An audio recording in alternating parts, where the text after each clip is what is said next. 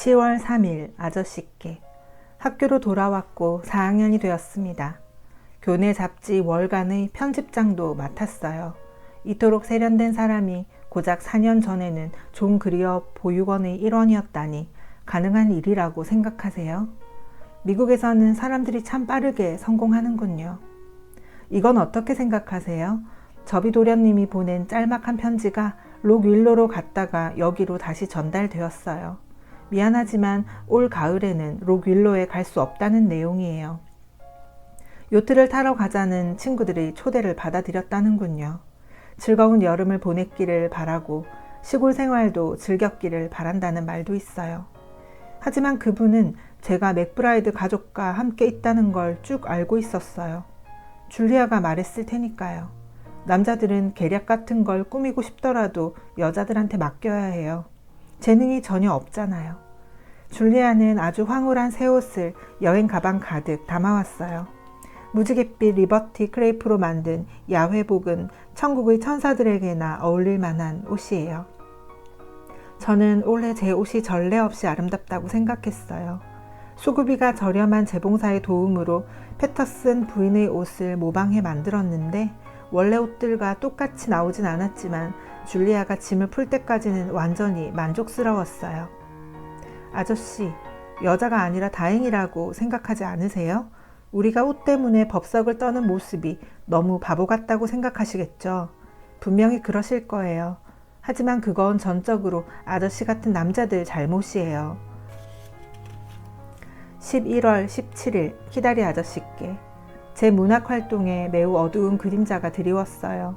아저씨께 말씀드려야 할지 어떨지 모르지만 위로를 좀 얻고 싶습니다. 조용한 위로가 필요해요. 그러니 다음번 편지에서 그 이야기를 입에 올려 상처를 새삼 건드리지는 말아주세요. 책을 한 권 쓰고 있었어요. 개강 직전에 작품을 완성해서 출판사에 보냈어요. 2달 동안 제 원고를 그대로 가지고 있기에 출간을 확신했어요.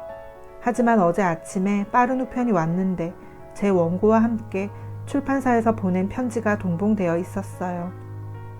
그 내용은 다음과 같아요. 플롯의 개연성이 매우 빈약함, 성격 묘사가 과장됨, 대화가 부자연스러움, 유머를 자주 구사하나 늘 고상하지는 않음, 계속 노력하다 보면 언젠가는 진짜 소설을 쓸 수 있을지도 모른다고 전해주길 바람. 칭찬은 거의 없죠, 아저씨. 그런데도 저는 미국 문학의 발전에 놀라운 기여를 하고 있다고 생각했어요. 정말 그랬어요. 졸업 전에 훌륭한 소설을 써서 아저씨를 놀라게 해드릴 계획이었죠. 지난 크리스마스 때 줄리아의 집에 머무는 동안 글감을 수집했어요. 하지만 편집자의 말이 옳아요. 대도시의 관례와 풍습을 관찰하기에 2주는 아마 충분한 기간이 아니었겠죠. 어젯밤에는 몹시 허탈한 기분으로 잠자리에 들었어요. 제가 결국 아무것도 되지 못할 거라는 생각과 아저씨는 돈을 헛되이 쓰신 거라는 생각을 했죠. 그런데 그거 아세요? 오늘 아침 잠에서 깼더니 머리에 멋진 줄거리가 새로 떠올랐어요. 저는 종일 더없이 행복한 마음으로 등장인물들을 구상하며 바쁘게 보냈답니다. 누구도 저를 비관주의자라며 비난할 순 없을걸요? 어느 날 지진이 제 남편과 자녀 12을 삼켜버리더라도 저는 다음날 아침에 웃음을 지으며 힘차게 일어나 다른 가족을 찾아 나설 겁니다.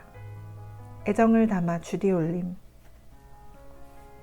12월 14일 키다리 아저씨께 어젯밤에 기묘하게 이를 데 없는 꿈을 꾸었어요. 서점에 들어간 것 같은데 점원이 저에게 주디 에버스의 생애와 편지라는 신간을 가져다 주었어요. 그 책이 아주 또렷이 보였습니다. 빨간색 천으로 감싼 겉표지에 존 그리워 보육원 사진이 있고 속표지에는 제 초상화가 실렸는데 밑에 여러분이 진정한 벗 주디 에벗이라고 적혀 있었어요. 하지만 제 묘비에 적힌 글귀를 읽으려고 마지막 장을 펼치려는데 잠이 깼어요. 짜증이 밀려왔어요.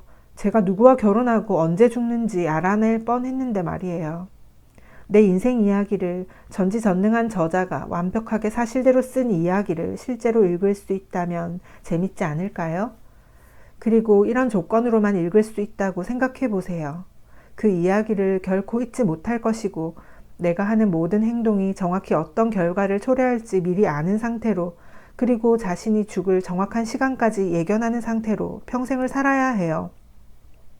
그럴 경우 용기를 내서 그 이야기를 읽을 사람이 얼마나 될까요?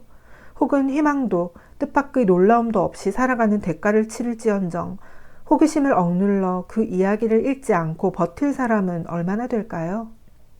인생은 기껏해야 단조로울 뿐입니다. 먹고 자기를 몇 번이고 반복해야 하죠. 하지만 식사와 식사 사이에 뜻밖의 일이 전혀 일어나지 않는다면 삶이 무섭도록 단조로울 거라는 사실을 생각해 보세요. 올해에도 생물학을 수강할 거예요. 아주 흥미로운 과목이죠. 지금은 소화계를 배우고 있습니다. 철학도 배우게 되었어요. 재미있지만 덧 없는 학문이에요. 저는 토론한 주제를 관찰판에 핀으로 고정할 수 있는 생물학이 더 좋습니다. 아저씨는 자유의지를 믿으세요? 저는 믿어요. 무조건. 모든 행위가 전적으로 필연적인 것이고 동떨어진 여러 원인이 모여 기계적으로 나타난 결과라고 여기는 철학자들의 생각에 조금도 동의하지 않아요. 그건 제가 들어본 이야기 중에서 가장 비도덕적인 신조예요. 누가 무슨 잘못을 하건 책임을 묻지 않는다는 뜻이잖아요.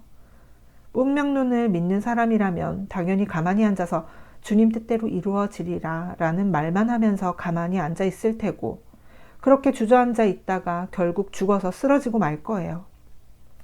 저는 제 자유의지와 뭔가를 성취해내는 제 능력을 전적으로 믿어요. 그리고 그건 산을 움직일 수도 있는 믿음입니다. 제가 위대한 작가가 되는 모습을 지켜봐 주세요. 새 책을 4번째 장까지 썼고 초안을 잡아둔 분량이 5장 더 있어요. 참 난해한 편지네요. 머리 아프지 않으세요, 아저씨?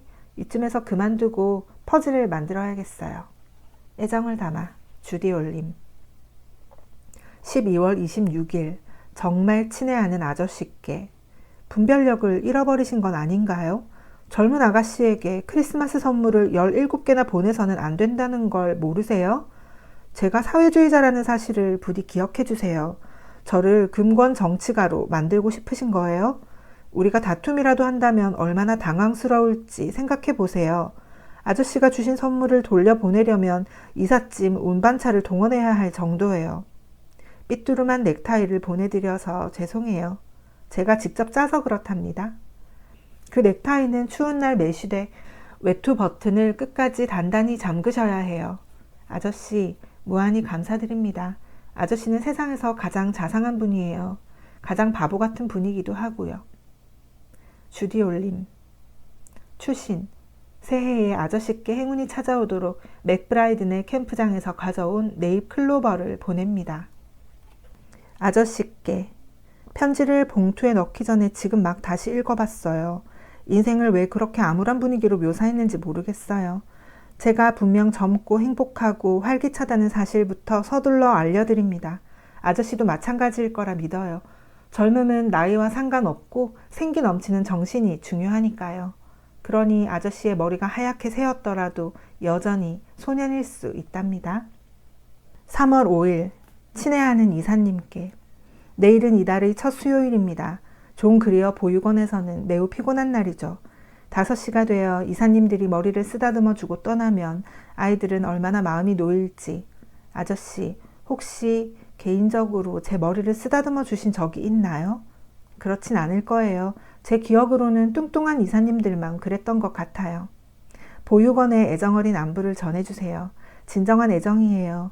4년이라는 아련한 시간을 보내고 뒤돌아보니 보육원에 대한 마음이 꽤 부드러워졌네요. 처음 대학에 왔을 때는 다른 아이들이 누렸을 평범한 어린 시절을 빼앗겼다는 이유로 분노를 느꼈어요. 하지만 지금은 그런 마음이 조금도 없습니다. 그 시절이 아주 특이한 모험으로 여겨집니다. 그 시절은 저에게 한 걸음 물러서서 삶을 바라보는 유리한 관점을 선사해 줍니다. 온전한 어른이 된 저는 풍요로운 환경에서 자란 다른 사람들이 전혀 갖추지 못한 세상에 대한 시각을 갖게 되었어요. 제가 아는 많은 친구들, 예를 들어 줄리아는 자신이 행복하다는 사실을 알지 못합니다. 행복한 느낌에 너무 익숙해져서 행복을 느끼는 감각이 무뎌진 거예요. 하지만 제 경우에는 제가 행복하다는 사실을 삶의 매 순간 아주 확실하게 알고 있어요. 그리고 아무리 불쾌한 일이 일어나도 행복한 마음을 잃지 않을 겁니다. 불쾌한 일을 재미있는 경험으로 받아들이며 그게 어떤 느낌인지 알게 되어 기쁘게 여길 겁니다. 하지만 아저씨, 제가 존 그리어 보육원에 느끼는 이 새로운 애정을 너무 고지곧대로 받아들이시면 안 돼요. 루소처럼 저에게 5 자녀가 있더라도 그 아이들이 반드시 검소하게 자라야 한다며 보육원 계단에 버리진 않을 테니까요. 리펫 원장님께 제 따뜻한 안부 전해주시고 제가 얼마나 아름다운 심성을 갖추게 되었는지 잊지 말고 말씀해주세요. 4월 4일 록윌로에서 아저씨, 우체국 소인 보이세요? 셀리와 저는 부활절 방학 동안 우리들의 존재로 록윌로를 아름답게 물들이고 있답니다. 우리는 열흘간의 방학 동안 할 수 있는 가장 멋진 일이 조용한 곳에서 지내는 것이라고 결론을 내렸어요. 퍼거슨 기숙사에서는 한 끼도 더 먹지 못할 정도로 신경이 예민해진 탓이에요. 지친 상태에서 400명이나 되는 학생들과 한 공간에서 식사하는 일은 큰 시련이에요. 너무 시끄러워서 두 손을 모아 확성기처럼 입에 대고 외치지 않으면 식탁 맞은편에 앉았는데도 말소리가 들리지 않아요. 사실이에요. 우리는 터벅터벅 언덕을 넘고 책을 읽고 글을 쓰면서 멋지고 평화로운 시간을 보내고 있습니다. 최근 제가 무엇을 하고 지내는지 아세요, 아저씨? 구제불능이라 생각하시겠지만 책을 쓰고 있답니다. 3주 전에 쓰기 시작했는데 지금은 술술 풀리고 있어요. 비결을 깨달았거든요. 저비도련님과 편집자의 말이 옳았어요. 자신이 아는 것에 대해 쓸 때 가장 설득력이 있죠. 그리고 이번에는 제가 아주 잘 아는 것에 대해 쓰고 있어요. 속속들이 잘 아는 것이죠. 바로 존 그리어 보육원이에요. 그리고 글이 괜찮아요. 아저씨, 정말 그렇다고 생각해요. 매일 일어난 사소한 일에 대한 이야기에 불과하지만 말이에요. 이제 저는 사실주의자입니다. 낭만주의는 포기했어요. 그래도 나중에 모험 가득한 미래가 제 앞에 펼쳐지면 다시 낭만주의로 돌아갈 거예요. 새로 쓰는 이 책은 반드시 마무리할 거고 출판도 할 거예요. 어떻게 될지 두고 보세요. 간절히 원하며 계속 노력한다면 결국에는 얻게 돼요. 저는 4년 동안 아저씨 편지를 받으려고 노력했어요. 그리고 아직 희망을 버리지 않았습니다. 안녕히 계세요. 사랑하는 아저씨. 5월 17일 키다리 아저씨께.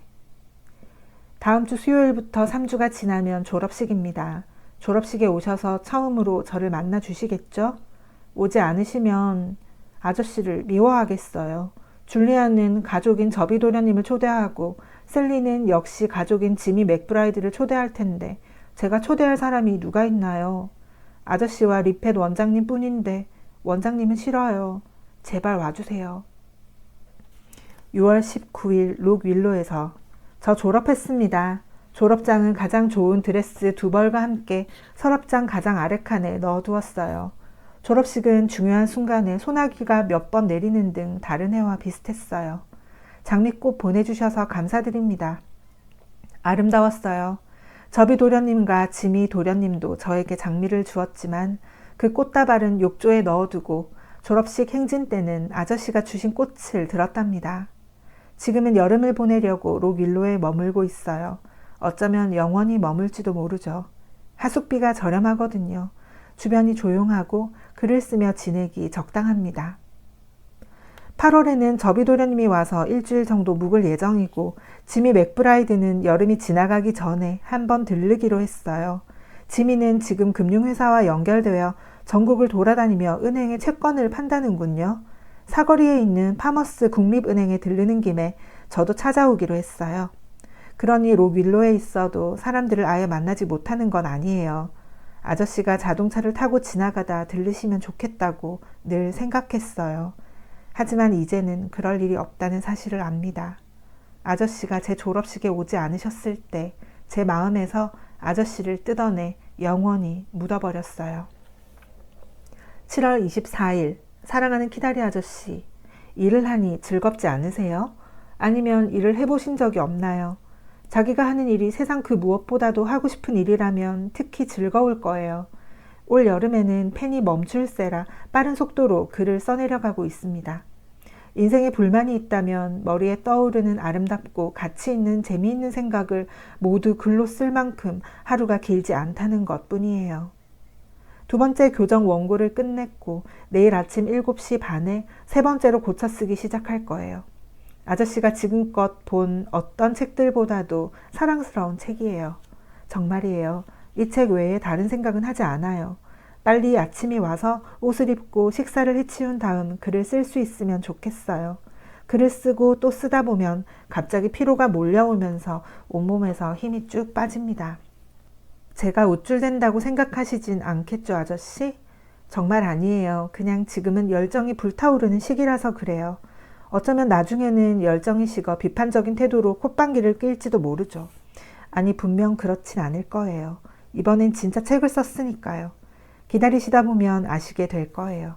잠깐 화제를 돌려볼게요. 아마사이와 캐리가 지난 5월에 결혼했다는 사실 제가 말씀드리지 않았죠? 두 사람은 여전히 이곳에서 일하지만 제가 보기에는 결혼이 두 사람 다 망쳐놓았어요.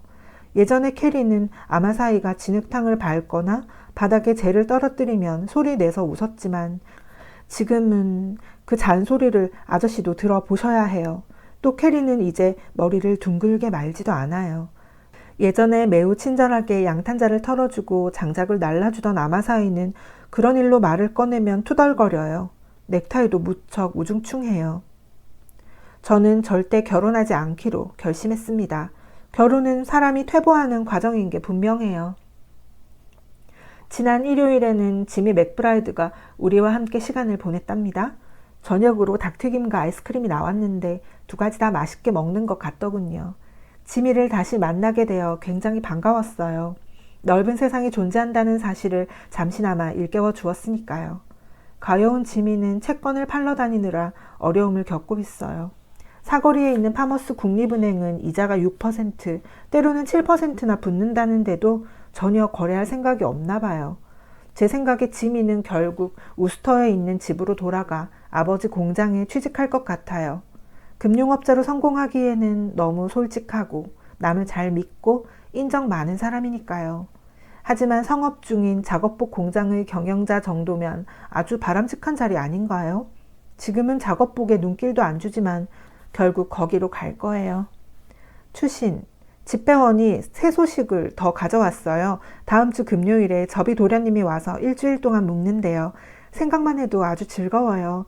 다만 제 가여운 책이 실현을 당할까봐 걱정스러워요. 접이 도련님은 아주 까다롭거든요. 9월 19일 록윌로에서 아저씨께 어떤 일이 일어났는데 조언이 필요합니다. 세상 그 누구도 아닌 아저씨의 조언이 필요해요. 아저씨를 만날 방법이 없을까요? 글로 쓰는 것보다는 말이 훨씬 편해요. 그리고 아저씨의 비서가 편지를 열어볼까 염려스러워요. 추신, 저는 지금 매우 불행한 상태입니다. 10월 3일 록윌로에서 키다리 아저씨께 직접 쓰신 편지가 오늘 아침에 도착했어요. 굉장히 떨리는 손으로 쓰셨더군요. 편찮으셨다니 정말 안타까워요. 미리 알았다면 제 문제로 아저씨를 귀찮게 하지 않았을 거예요. 그래요. 제 고민을 말씀드릴게요. 하지만 글로 표현하기엔 복잡하고 아주 사적인 문제입니다. 부디 이 편지를 보관하지 마시고 불태워주세요. 이 이야기를 시작하기 전에 $1000 수표를 보냅니다. 제가 아저씨에게 수표를 보내다니 이상해 보이지 않나요? 그 수표가 어디에서 왔을까요? 제 소설이 팔렸어요, 아저씨. 7회로 나누어 연재한 다음에 책으로 나올 거예요. 제가 기뻐서 날뛸 거라고 생각하시겠지만 그렇지 않아요. 완전히 냉정한 상태입니다. 물론 아저씨께 수표를 드릴 수 있어서 기뻐요. $2000가 넘는 돈을 빚졌으니까요. 할부로 갚아 나갈게요. 그 돈을 받는 걸 기분 나쁘게 여기지 말아주세요. 돌려드리게 되어 저는 행복하니까요. 아저씨에게 단순한 돈 이상의 큰 빚을 졌으니 나머지는 평생 감사와 사랑으로 계속 갚겠습니다. 그러면 이제 아저씨 원래 하려던 이야기를 할게요. 제가 좋아할지 말지 생각하지 마시고 제발 세상 물정에 밝은 아저씨의 조언을 들려주세요. 제가 언제나 아저씨에게 특별한 마음이었다는 사실을 아실 거예요. 아저씨는 저에게 가족이나 다름없는 분이에요. 하지만 제가 다른 남자에게 훨씬 특별한 감정을 느낀다고 말씀드려도 싫어하진 않으시겠죠? 그분이 누구인지 어렵지 않게 짐작하실 거예요. 아주 오래전부터 제 편지는 접이 도련님에 대한 이야기로 가득했을 테니까요. 접이 도련님이 어떤 사람인지, 우리가 얼마나 돈독한 사이인지, 아저씨에게 알려드릴 수 있으면 좋겠어요. 우리는 모든 일에서 생각이 같아요. 제가 그분의 생각에 제 생각을 맞추려는 경향이 있는 게 아닌지 걱정스러울 정도예요. 하지만 그분의 말이 거의 언제나 옳아요. 아시겠지만 그분은 저보다 14년이나 먼저 태어났으니 당연한 일이죠. 하지만 다른 면에서 그분은 몸만 자란 소년 같아서 돌봐주어야 해요. 비가 내릴 때 장화를 신을 생각도 못하는걸요. 그분과 저는 늘 같은 것을 보고 재밌다고 생각하는데 그런 때가 아주 많아요. 두 사람의 유머 감각이 서로 정반대라면 끔찍할 거예요. 그 무엇도 간극을 메울 순 없어요. 그리고 그분은 그분은 그냥 그분이에요. 그분이 그립고 그리워요. 온 세상이 텅 빈 것 같고 가슴이 아파요. 저는 달빛이 싫어요. 아름답지만 저와 함께 그 달빛을 바라볼 그분이 여기 없으니까요. 아마 아저씨도 누군가를 사랑해 보셨을 테니 아시겠죠? 그러면 설명할 필요가 없겠죠. 사랑을 해보지 않으셨다면 설명할 수가 없는 일이고요. 어쨌든 이게 지금 제 심정이에요. 그리고 저는 그분의 청혼을 거절했어요. 이유는 말하지 않았어요. 그냥 비참한 마음으로 아무 말도 못했죠. 할 말이 떠오르지가 않았어요. 이제 그분은 제가 지미 맥브라이드와 결혼하고 싶어 한다고 생각하며 떠나버렸어요. 그런 마음은 조금도 없어요. 지미와 결혼할 생각은 전혀 없어요. 지미는 아직 어른이 되지도 않았는걸요. 하지만 저비 도련님과 저는 오해라는 끔찍한 늪에 빠졌고 둘 다 서로에게 상처를 주었어요. 제가 그분을 떠나보낸 것은 그분을 좋아하지 않기 때문이 아니라 그분을 너무나 좋아하기 때문입니다. 그분이 나중에 후회할까봐 두려워요. 그러면 견딜 수 없을 거예요.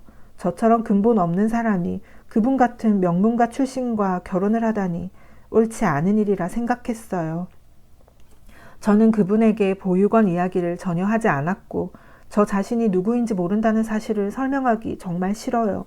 어쩌면 저는 아주 형편없는 집안 출신일지도 모르잖아요.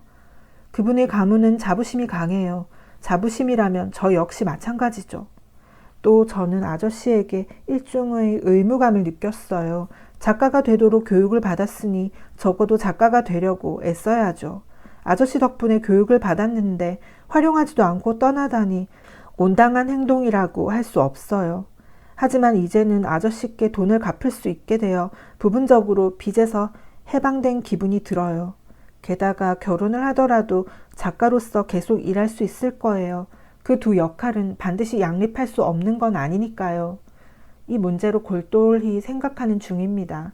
물론 그분은 사회주의자이고 관습에 얽매이지 않는 사고방식을 소유했죠. 어쩌면 어떤 남자들과는 달리 프롤레타리아 계급과 결혼하는 걸 그다지 꺼리지 않겠죠. 두 사람의 마음이 아주 잘 맞는다면, 그리고 함께 있을 때 늘 행복하고 떨어져 있을 때 쓸쓸하다면 제가 그 무엇도 둘 사이를 가로막지 못하게 해야겠죠. 당연히 저는 정말 그렇게 믿고 싶어요. 하지만 아저씨의 냉정한 의견을 듣고 싶습니다. 아마 아저씨도 명문가의 일원일 테니 동정어린 인간적 관점이 아니라 현실적인 관점으로 이 문제를 바라보시겠죠. 제가 아저씨 앞에 이 문제를 털어놓는 게 얼마나 대담한 행동인지 아저씨도 아실 거예요. 그분을 찾아가 지미가 문제가 아니라 존 그리어 보육원이 문제라고 설명한다면 아주 나쁜 행동일까요? 엄청난 용기가 필요할 거예요. 앞으로 평생 비참하게 사는 편이 나을 거예요. 거의 2달 전에 일어난 일이에요. 그분은 이곳을 떠난 뒤 아무 소식도 없습니다. 시련의 고통에 익숙해질 즈음 줄리아가 보낸 편지가 제 마음을 다시 마구 뒤흔들었습니다. 줄리아는 아무렇지도 않다는 듯이 저비스 삼촌이 캐나다에서 사냥을 하다가 밤새 폭풍우를 맞았고 그 뒤로 폐렴에 걸려 앓았다고 했어요. 전혀 몰랐어요. 그분이 말 한마디 없이 공허하게 사라져 마음이 아팠죠. 그분은 지금 굉장히 슬퍼하고 있어요. 저도 마찬가지예요. 어떻게 하는 게 옳을까요? 10월 6일 사랑하는 키다리 아저씨께 그럼요. 반드시 가야죠. 다음 주 수요일 오후 4시 반에 뵐게요. 뉴욕에 3번이나 다녀왔으니 당연히 길은 찾을 수 있습니다. 정말 아저씨를 만날 수 있다니 믿기지 않아요. 무척 오랫동안 아저씨에 대해 생각만 해온 터라 아저씨가 피와 살이 있는 진짜 인간이라는 게 실감나지 않네요. 편찮으신데도 저에게 마음을 써주시다니 아저씨는 정말 좋은 분이에요. 감기 걸리지 않도록 조심하세요. 이번 가을비는 무척 눅눅해요. 추신, 방금 아주 끔찍한 생각이 떠올랐어요. 혹시 댁에 집사가 있나요? 저는 집사를 무서워해서 집사가 문을 열어주면 계단에서 기절할지도 몰라요. 집사에게 뭐라고 말하면 좋을까요? 아저씨 이름을 알려주시지 않았잖아요. 스미스 씨를 뵈러 왔다고 하면 될까요? 목요일 아침, 사랑하고 사랑하는 접이 도련님이자 키다리 아저씨인 펜들턴 스미스 씨께 어젯밤에 잘 잤나요? 나는 그러지 못했어요. 한숨도 자지 못했죠. 너무 놀랍고 흥분되고 당황스럽고 행복했기 때문이에요. 다시 잠을 이룰 수 있을지 모르겠어요. 음식도 먹지 못할 것 같아요. 하지만 당신은 잠을 이루었길 바라요. 아시겠지만 그래야 해요. 그래야 빨리 회복해 나에게 올 수 있을 테니. 내 사랑, 당신이 지독하게 아팠다는 생각을 하면 견딜 수가 없어요. 그동안 내가 아무것도 몰랐다는 사실도 마찬가지예요. 어제 의사 선생님이 나를 택시에 태워주려고 내려와서 사흘 동안은 의사들도 당신을 포기했다는 이야기를 들려주었어요. 오, 내 사랑, 그런 일이 일어났다면 나에게는 온 세상 빛이 사라져버린 것이나 다름없었을 거예요. 먼 미래에 언젠가는 우리 둘 중 한 사람이 먼저 떠나야겠죠. 하지만 적어도 함께 행복한 시간을 보낸 다음일 테니 평생 간직할 추억은 남을 거예요. 당신 기운을 북돋아 주려고 했는데 대신 나부터 기운을 차려야겠어요. 꿈꿔오던 것보다 더 행복하지만 동시에 정신이 바짝 드는군요. 무슨 일이 일어날지도 모른다는 두려움이 그림자처럼 내 마음을 떠나지 않아요. 전에는 근심 걱정 없이 가벼운 마음으로 지낼 수 있었어요. 잃을 게 없었으니까요. 하지만 이젠 평생 굉장한 근심거리를 안고 살아가게 되었네요. 당신이 나와 떨어져 있을 때마다 나는 당신이 차에 치인 건 아닐까? 간판이 당신 머리에 떨어지진 않을까? 당신이 꿈틀거리는 끔찍한 세균을 삼키지는 않을까 걱정하겠죠. 마음의 평화는 영영 사라져버렸어요. 하지만 그저 평화롭기만 한 생활을 좋아한 적은 없답니다. 부디 얼른 나으세요. 당신을 곁에 두고 손으로 만져보며 당신의 존재를 확인하고 싶어요. 우리가 함께한 시간은 고작 30분이었어요. 꿈을 꾼 게 아닐까 두려워요. 어제처럼 놀랍고 멋진 날은 또 없을 거예요. 99살이 되더라도 아주 사소한 부분까지 잊지 않을 거예요. 새벽에 록윌로를 떠난 아가씨가 밤이 되자 아주 다른 사람이 되어 돌아왔답니다. 새벽 4시 반에 샘플 부인이 저를 깨웠어요. 어둠 속에서 잠이 싹 달아났고 머릿속에 가장 먼저 떠오른 생각은 키다리 아저씨를 만날 거야 였어요. 촛불을 켜고 주방에서 아침을 먹고는 눈부신 10월의 풍경 사이로 마차를 타고 기차역까지 8km를 달려갔죠. 기차를 타고 가는 내내 철도가 키다리 아저씨를 만날 거야 라고 노래했어요. 덕분에 마음이 놓였죠.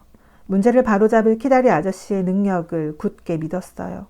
그리고 어딘가에서 다른 사람이 키다리 아저씨보다 더 사랑하는 어떤 사람이 나를 만나고 싶어 한다는 사실도 알고 있었어요. 왠지 그 여행이 끝나기 전에 그 사람도 만나게 될 거라는 예감이 들었고요. 그런데 정말 그랬죠. 메디슨가에 있는 저택에 도착했을 때 그 갈색 집이 너무 크고 음산해 보여서 들어갈 엄두가 나지 않더군요. 그래서 용기를 내려고 주변을 걸어 다녔죠. 하지만 사실은 조금도 겁낼 필요가 없었어요. 집사가 아버지처럼 자상한 노인이어서 즉시 마음이 편안해졌어요. 에번 양이십니까? 하고 집사가 물어서 저는 네 하고 대답했어요. 그러니 스미스 씨를 만나러 왔다는 말은 꺼낼 필요도 없었죠. 집사가 나에게 응접실에서 기다리라고 하더군요. 매우 엄숙하고 웅장하고 남자다운 방이었어요. 키다리 아저씨를 만날 거야. 저는 계속 중얼거렸죠. 곧 집사가 돌아와 서재로 올라가자고 했어요. 너무 흥분해서 정말이지 발을 들어 계단을 오르기 힘들 지경이었죠. 문 밖에서 집사가 몸을 돌리고 속삭였어요. 아주 많이 편찮으셨답니다. 오늘 처음으로 몸을 일으켜 앉으신 겁니다. 아픈 분을 자극할까봐 그러는데 너무 오래 머무르시진 않겠죠? 집사의 말투에서 그분이 당신을 사랑한다는 사실을 알 수 있었어요. 참 좋은 분인 것 같아요. 집사는 문을 두드리며 에번 양입니다 하고 말했어요. 난 안으로 들어갔고 등 뒤에서 문이 닫혔죠. 환히 불을 밝힌 복도에 있다 들어간 터라 너무 어두워서 잠시 동안은 거의 아무것도 보이지 않았어요. 그러다 벽난로 앞에 놓은 큰 안락의자와 반짝거리는 차 탁자, 그 옆에 있는 작은 의자가 눈에 들어왔어요. 그리고 한 남자가 베개를 등에 대고 담요로 무릎을 덮은 채 큰 안락의자에 앉아있다는 걸 깨달았죠. 만류할 사이도 없이 그 남자는 의자 등받이의 의지에 떨리는 몸을 일으키고는 말없이 저를 바라보기만 했어요. 그리고 그때, 바로 그때서야 나는 그게 당신이란 걸 알았어요. 하지만 그러고도 이해가 되지 않았죠.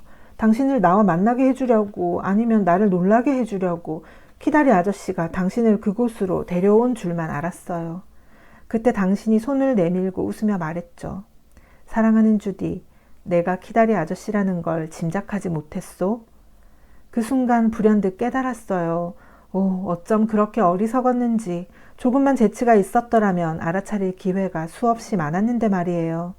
나는 훌륭한 탐정은 못 될 것 같아요. 그렇지 않나요, 아저씨? 접이? 당신을 뭐라고 불러야 할까요? 그냥 접이라고 부르면 무례하게 대하는 느낌이 드는데 난 당신을 무례하게 대할 수가 없어요. 무척 행복한 30분을 보낸 뒤에 의사 선생님이 들어와 나를 내보냈어요. 정신이 얼떨떨한 나머지 기차역에 도착해서 세인트루이스로 가는 열차를 탈 뻔했답니다. 당신도 매우 얼떨떨해 보였어요. 나에게 차를 권하는 것도 잊으셨잖아요. 하지만 우린 아주 행복했어요. 그렇죠?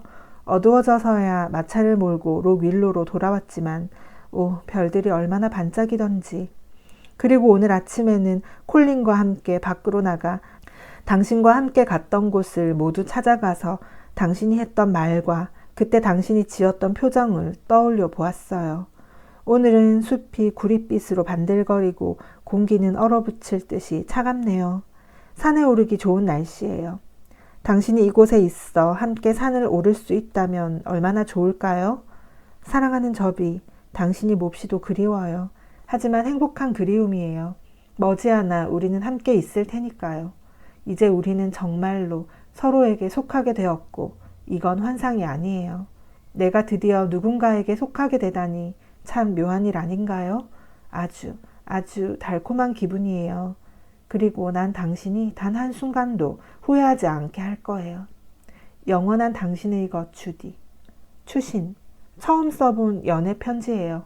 내가 연애 편지를 쓸 줄 안다니 참 재밌지 않나요? 이렇게 키다리 아저씨를 끝까지 함께 읽었습니다.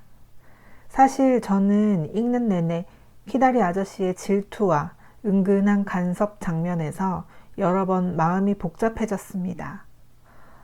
거기서는 그렇게 말하면 안 되는데 조금은 더 솔직해도 되지 않았을까? 이렇게 속으로 몇 번이나 끼어들고 싶었지만 스포일러가 될까봐 꾹 참고 넘어가야 했습니다. 그럼에도 불구하고 주디는 금방 결국 그를 이해하고 사랑으로 받아들이죠. 그 모습을 보며 저는 약간의 거리감도 느낀 게 사실입니다. 나는 저 선택에 공감할 수 있는가? 나라도 저렇게 할 수 있었을까? 이렇게 생각했어요. 하지만 곰곰이 보면 사람마다 사랑의 모양은 참 다르죠. 어떤 사랑은 솔직하고 직선적이고 또 어떤 사랑은 서툴고 돌아가지만 결국 진심에 닿습니다. 주디가 선택한 사랑은 완벽해서가 아니라 서로의 성장을 지켜본 시간 위에 놓인 믿음이었을지도 모르겠습니다. 여러분은 어떠셨나요? 그의 질투와 간섭이 불편하게 느껴지셨나요? 아니면 그 또한 한 인간의 서툰 진심으로 보이셨나요? 무엇보다 이 작품이 참 좋았던 이유는 이야기 자체가 정말 재미있다는 점입니다. 편지 형식으로 흘러가는 전개 덕분에 호흡이 경쾌하고 주디의 재치 있는 표현과 유머를 읽는 내내 미소를 짓게 했습니다. 가난과 외로움이란 무거운 출발점에서도 그녀는 자기 연민에 빠지기보다 상상력으로 삶을 환하게 밝히죠. 특히 일상의 사소한 사건을 과장되고 귀엽게 풀어내는 문장들, 자신의 부족함을 솔직하게 드러내면서도 씩씩하게 웃어넘기는 태도는 이 소설을 오래 사랑받게 만든 힘이 아닐까 싶습니다. 결국 키다리 아저씨는 단순한 로맨스라기보다 한 소녀가 스스로를 발견해가는 성장 이야기였습니다. 여기까지 함께 읽어주셔서 감사합니다. 여러분의 사랑의 모양은 어떤지, 이 이야기가 여러분에게는 어떻게 남았는지 저도 참 궁금합니다.